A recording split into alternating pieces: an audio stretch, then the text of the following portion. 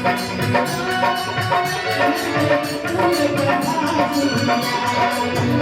प्रयास करता हूँ इस गीत को 5 बाइक में बजाएं, लेकिन प्रयास करने के प्रभु हमको कुछ करेगा कैसे करें।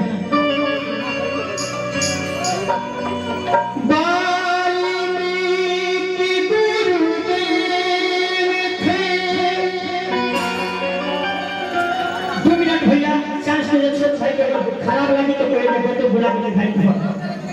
बाकी हमारा संगे सारी तारीफ मीठा से जो बुझी जो तो हम वाल्मीकि गुरुदेव थे तारे पंकज सीना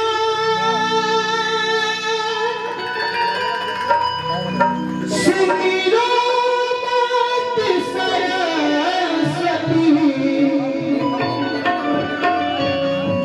हमें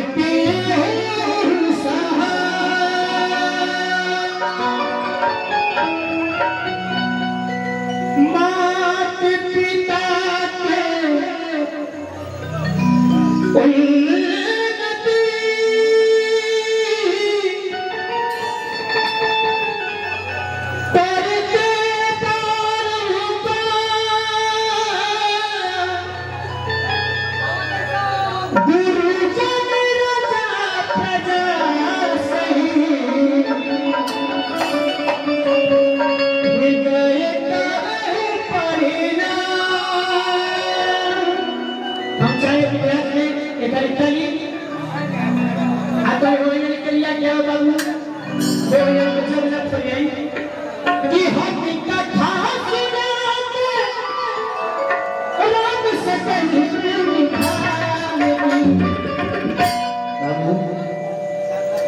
भाई से प्यार है प्रभु श्री राम से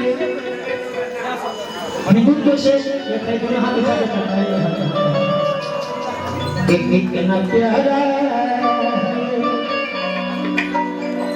अरे चेहरा अरे जिसमें हम बाबू तेमी के बेटा मैं 25,000 कर दिए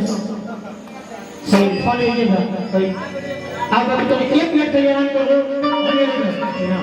तेरे पाछे देगा अब हमने को पाछे देगा हां क्या कहता है बाबू ए भैया को स्पेस दे दूंगा कि तो हम अपन रेस्टोरेंट दे दूंगा बेटा को सुनो ए तो बाबा कि हम तो खास